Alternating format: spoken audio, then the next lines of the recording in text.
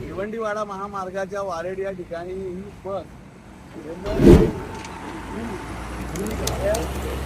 कदाचित 01 म्हणजे ही भिवंडीचा बोर्ड लावलेला आहे. एक्झॅक्ट कोणत्या डेपोची गरज नाही, पण या बसचा अपघात झाला किंवा नादुरुस्त झाले आणि बस कालपासून अशी आडवी या दोन्ही रस्त्याच्या मध्ये उभी आहे. या बसमुळे इथे मोठ्या प्रमाणात ट्रॅफिक होते आणि काल पण रात्री 2-2.5 तास इथे ट्रॅफिक लागली होती. माझा प्रश्न आहे की एवढे अपघात होतात, ट्रॅफिक जाम होते, या भिवंडीवाडा महामार्गावर काम करणारा ठेकेदार इगल इन्फ्रास्ट्रक्चर आहे कुठे? एवढ्या पूर्ण रस्त्यावर कुठेच काम करताना दिसत नाही. कोट्यावधीच्या ओव्हर बिलिंग घेऊन ही कंपनी काम करत नाही. आपण आंदोलन केलं, आश्वासन मिळालं, त्यानंतर काम सुरू झालं, पण पुन्हा तेच आहे. अंबाडी शिरसाट रस्ता आहे, तिथेही मोठ्या प्रमाणात मनमानी सुरू आहे. काल एका शिक्षिकेचा अपघात झाला, पण कोणीही त्यांच्या विरोधात बोलायला तयार नाही. खंडण्या घेऊन, कमिशन घेऊन सगळे पुढारी आणि नेते गप्प बसलेले आहेत. या रस्त्याची तेच आहे.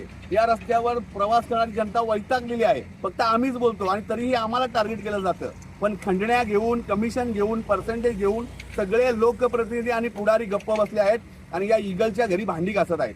सगळे PWD अधिकारी या इगलच्या घरी भांडी घासत आहेत. ही वास्तव आहे.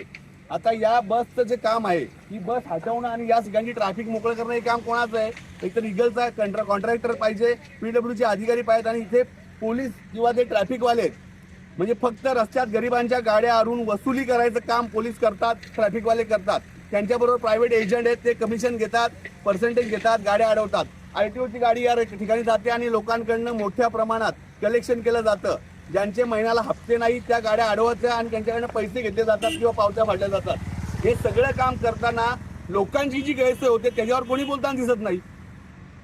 आम्ही बोललो तरी पण परत पुन्हा एकदा प्रश्न आम्हालाच विचारले जातात. आम्ही जुगाडफाट्याच्या अपघातानंतर पत्रव्यवहार केलाय, आंदोलनाचा इशारा दिलाय, पण अजूनही पोलिसांनी ही दखल घेतली नाही, अधिकाऱ्यांनी दखल घेतलेली नाहीये. निष्पाप माणसाचा माळुंग्याच्या एका बळी गेला. परवा दिवशी जय मल्हार ढाब्याजवळ दाकिवलीच्या एका निष्पाप तरुणाचा बळी गेला. रोज बळी जातात, रोज माणसं मरतात, पण कोणालाही काही सोयी सुचत नाहीये. माझा प्रश्न इथल्या लोकप्रतिनिधींना, आम्ही लोकप्रतिनिधी नाहीयेत, आम्हाला कोणीही कुठे निवडून दिलेलं नाहीये. ज्यांना आपण निवडून दिले ते काय करतात? त्यांना प्रश्न विचारला का त्यांचा इगो हर्ट होतो? तुम्ही फक्त काय मतं मागायलाच आमच्याकडे यायचं का?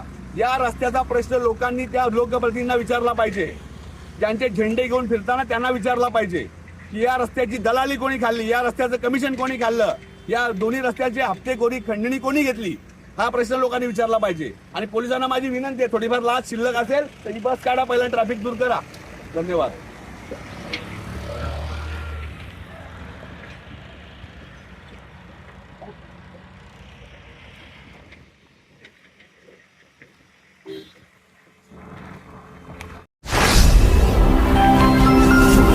Speed news Bharat.